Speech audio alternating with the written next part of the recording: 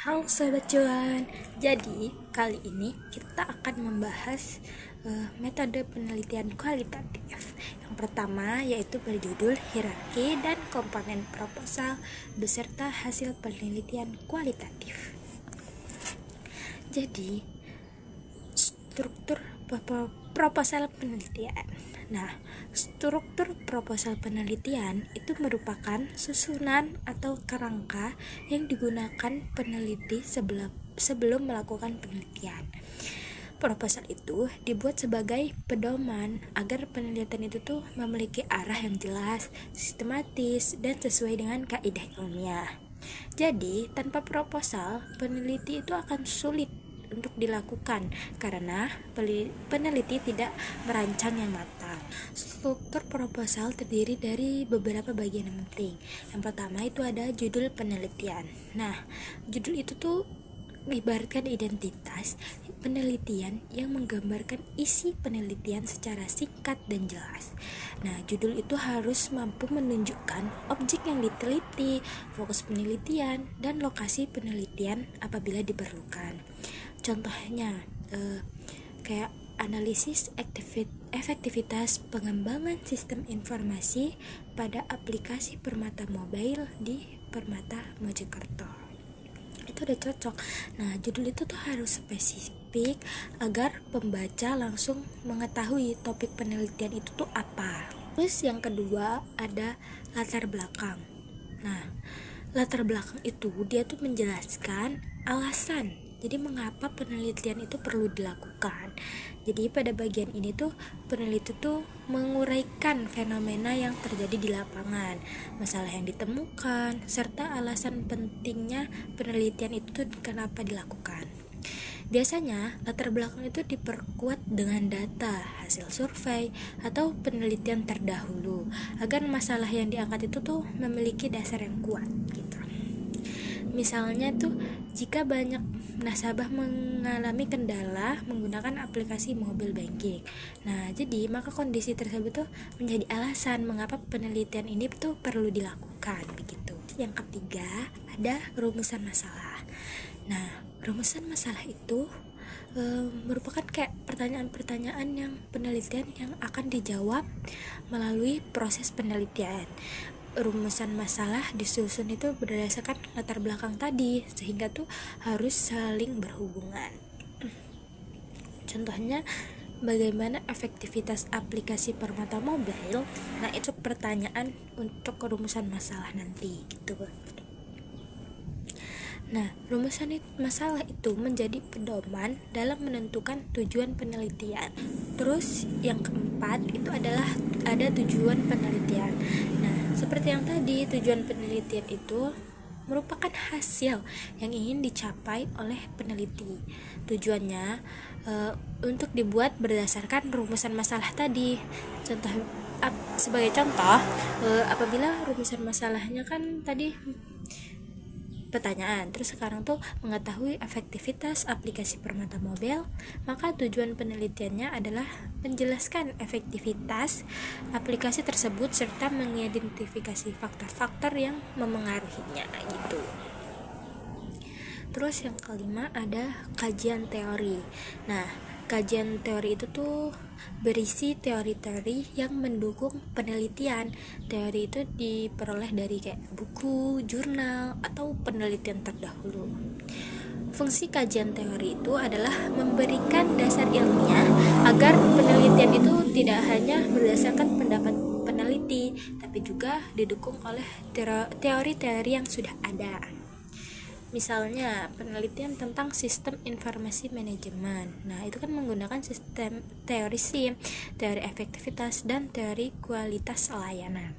Terus selanjutnya itu ada metode penelitian. Nah, metode penelitian itu dia tuh menjelaskan bagaimana penelitian itu akan dilakukan. Di dalamnya itu dijelaskan kayak jenis penelitian, pendekatan penelitian, terus lokasi penelitian di mana, terus subjek penelitian, teknik pengumpulan datanya, teknik analisis data, dan uji keabsahan data. Nah, metode penelitian itu penting karena menjadi pedoman selama proses penelitian itu berlangsung. Terus selanjutnya itu ada komponen utama proposal. Nah, komponen proposal itu adalah bagian-bagian yang menyusun proposal penelitian secara utuh. Nah, semua komponen itu saling berkaitan sehingga tidak boleh berdiri sendiri. Contohnya itu rumusan masalah harus sesuai dengan tujuan penelitian. Nah, metode penelitian itu juga harus mampu menjawab dari rumusan masalah yang telah dibuat tadi.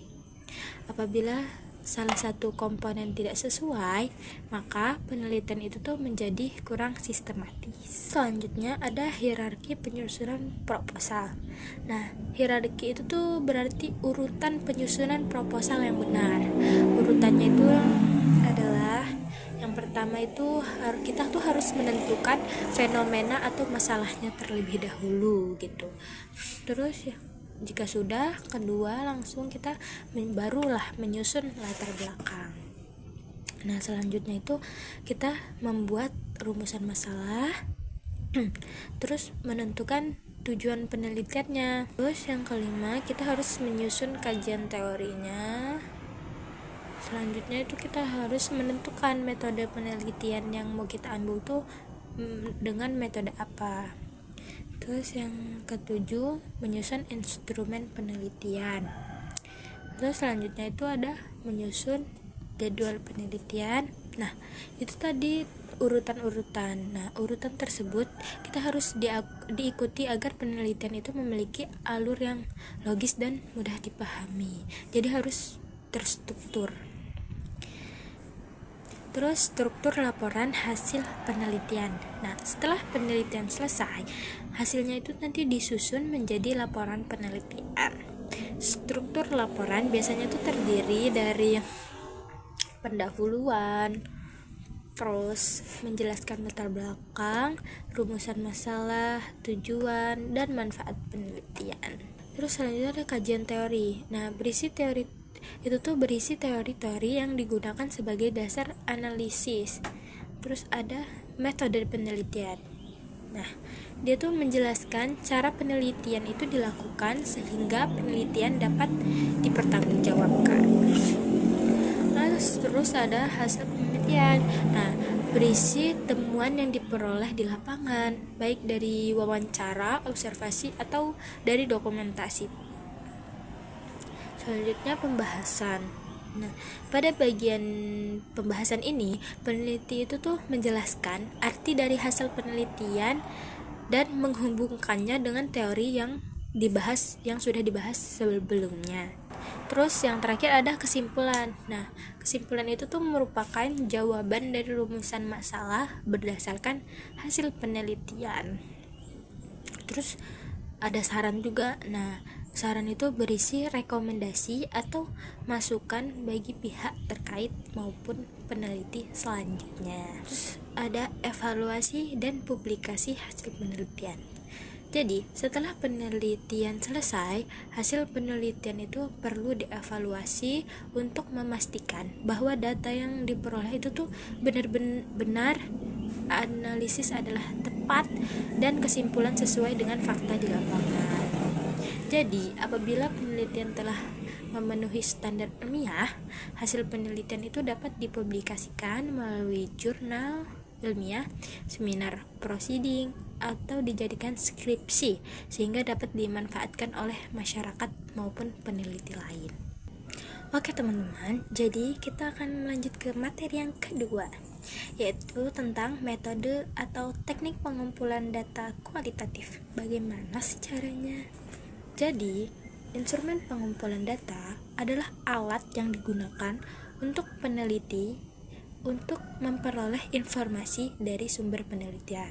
Nah, dalam penelitian kualitatif Jadi, dalam penelitian kuantitatif, instrumen biasanya berupa angket atau kuesioner. Namun, dalam penelitian kualitatif itu instrumen utamanya itu adalah peneliti itu sendiri. Artinya di mana kemampuan peneliti itu dalam mengamati, mendengarkan, bertanya, dan memahami situasi yang sedang menentukan kualitas data yang dia peroleh tersebut. Jadi, peneliti itu harus mampu membangun hubungan yang baik dengan informan agar mereka itu bersedia memberikan informasi secara jujur dan terbuka. Nah, selain itu, peneliti juga harus objektif dan tidak memaksakan pendapat pribadi ketika mengumpulkan maupun menafsirkan data tersebut. Lanjut kita ke jenis-jenis data dalam penelitian kualitatif. Nah, jadi dalam penelitian kualitatif terdapat dua jenis data, yaitu data primer dan data sekunder. Apa sih data primer itu?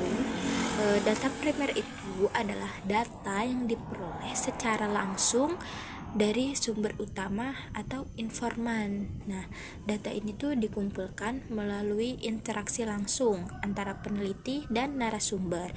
Jadi, sehingga menggambarkan kondisi nyata di lapangan gitu.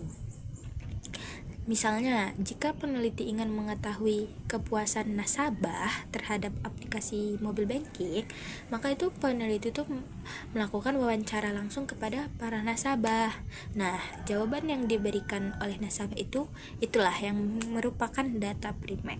Data primer dianggap sebagai data yang paling penting karena berasal langsung dari objek penelitian, sehingga itu lebih menggambarkan fakta yang sebenarnya, yaitu ada data sekunder. Nah, data sekunder itu adalah data yang diperoleh dari sumber yang sudah tersedia, bukan langsung dari narasumber. Jadi data ini tuh digunakan untuk melengkapi data primer tadi. Contohnya itu kayak buku, jurnal ilmiah, laporan tahunan, dokumen perusahaan, arsip. Contohnya itu ketika meneliti BMT kan. Nah, peneliti itu menggunakan laporan tahunan BMT sebagai data sekunder. Namun, mengetahui perkembangan jumlah nasabah atau transaksinya. Dengan menggabungkan data primer dan data sekunder tadi, nah hasil penelitian itu menjadi lebih kuat dan lengkap. Selanjutnya ada teknik pengumpulan data. Jadi, data penelitian kualitatif terdapat beberapa teknik utama yang digunakan untuk memperoleh data.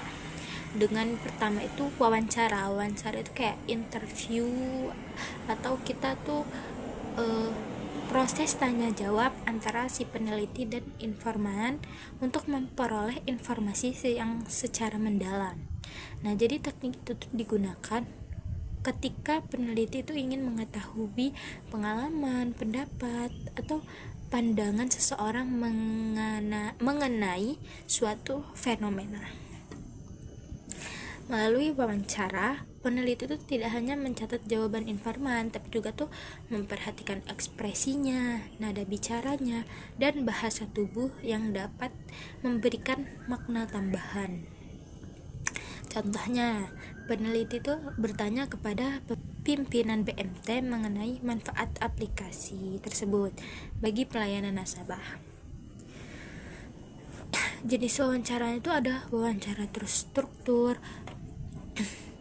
Jadi wawancara terstruktur itu menggunakan daftar pertanyaan yang sudah disusun sebelumnya. Nah, semua informan itu diberikan pertanyaan yang sama sehingga hasilnya lebih mudah dibandingkan. Terus ada wawancara semi terstruktur. Nah, jadi jenis ini peneliti tuh sudah memiliki pedoman pertanyaan, tapi masih dapat mengembangkan pertanyaan sesuai jawaban dari informan tersebut. Jadi wawancara ini tuh paling sering digunakan dalam penelitian kualitatif karena memungkinkan peneliti itu memperoleh informasi yang lebih mendalam. Nah, yang ketiga ada wawancara tidak terstruktur. Jadi, wawancara tidak terstruktur ini dilakukan tanpa daftar pertanyaan yang baku. Jadi, peneliti itu hanya menentukan topik pembahasannya saja, sedangkan pertanyaan berkembang secara alami selama percakapan berlangsung. Nah, teknik ini tuh biasanya digunakan apabila peneliti ingin menggali pengalaman atau cerita informan secara lebih luas. Selanjutnya ada observasi. Nah, observasi itu adalah teknik pengumpulan data dengan cara mengamati secara langsung objek atau aktivitas yang sedang diteliti. Nah, melalui observasi, peneliti itu dapat mengetahui kondisi nyata di lapangan tanpa hanya bergantung pada cerita informan.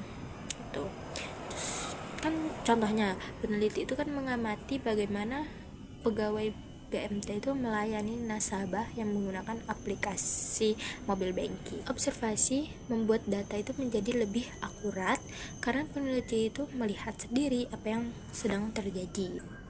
Nah, yang ketiga yaitu ada dokumentasi. Jadi, dokumentasi itu adalah teknik pengumpulan data melalui berbagai dokumen yang berkaitan dengan penelitian. Dokumen itu dapat berupa foto, video, surat, laporan, arsip, dan lain-lain. Nah, jadi dokumentasi itu berfungsi memperkuat hasil wawancara dan observasi, sehingga penelitian itu tuh menjadi lebih terpercaya. Kan teknik pengumpulan data itu harus disesuaikan dengan tujuan dari penelitian tadi gitu. Nah, jika kamu ingin mengetahui pendapat seseorang, jadi kamu harus menggunakan wawancara. Jika ingin melihat perilaku secara langsung, menggunakan observasi. Dan jika membutuhkan bukti tertulis itu, jadi kamu harus menggunakan dokumentasi. Dalam penelitian kualitatif, ketiga teknik tersebut itu sering digunakan secara bersamaan agar data yang diperoleh itu lebih lengkap dan dapat saling melengkapi. Begitu saja yang dapat saya sampaikan. Terima kasih, sampai jumpa.